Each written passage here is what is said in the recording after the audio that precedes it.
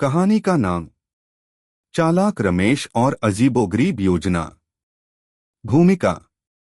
एक छोटे से गांव में रमेश नाम का एक लड़का रहता था।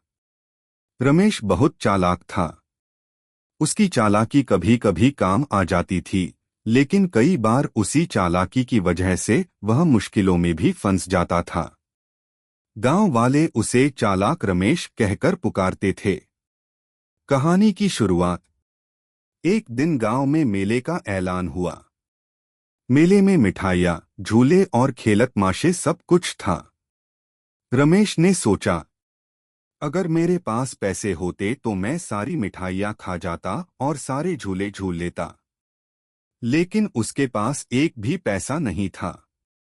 तब उसने अपनी चालाकी का दिमाग लगाया। चालाकी नंबर 1, मिठाइयाँ। रमेश मिठाई की दुकान पर गया। दुकानदार से बोला, चाचा, जरा मिठाई चखाकर बताइए कि सबसे मीठी कौन सी है। दुकानदार ने उसे जलेबी चखाई। रमेश बोला, अच्छी है, लेकिन जरा गुलाब जामुन भी चखाइए। फिर रसगुल्ला, फिर पेड़ा। और देखते देखते रमेश ने आधी दुकान चख डाली। दुकानदार को जब शक हुआ तो उसने रमेश को दौड़ा लिया। चालाकी नंबर 2, झूला। रमेश झूले वाले के पास गया। बोला, भैया, मैं राजा का बेटा हूं। अगर आपने मुझे फ्री में झूला नहीं झुलाया तो मैं राजा से कह दूंगा। झूला वाले ने कहा, अरे राजा का बेटा, तो राजा को बुला ला पहले। रमेश झेंप कर भाग खड़ा हुआ। चालाकी नंबर 3, बंदर तमाशा।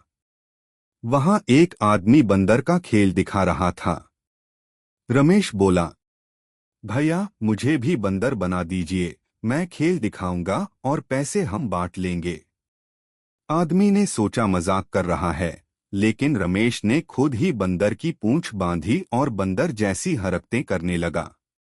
लोग हंस हंस कर लोटपोट हो गए और खूब सिक्के फेंके। लेकिन असली बंदर गुस्सा हो गया और रमेश के पीछे दौड़ पड़ा। पूरा मेला हंसी से गूंज उठा। सीख। रमेश की चालाकी ने उसे मिठाई, झूला और मजा दिलाया, लेकिन अंत में सबके सामने उसका मजाक भी बन गया। गांव वाले बोले, अरे रमेश, चालाकी अच्छी है, लेकिन मेहनत का मजा अलग ही होता है। रमेश हंसते हुए बोला, ठीक है, अगली बार मैं चालाकी नहीं, मेहनत से मेले का मजा लूंगा।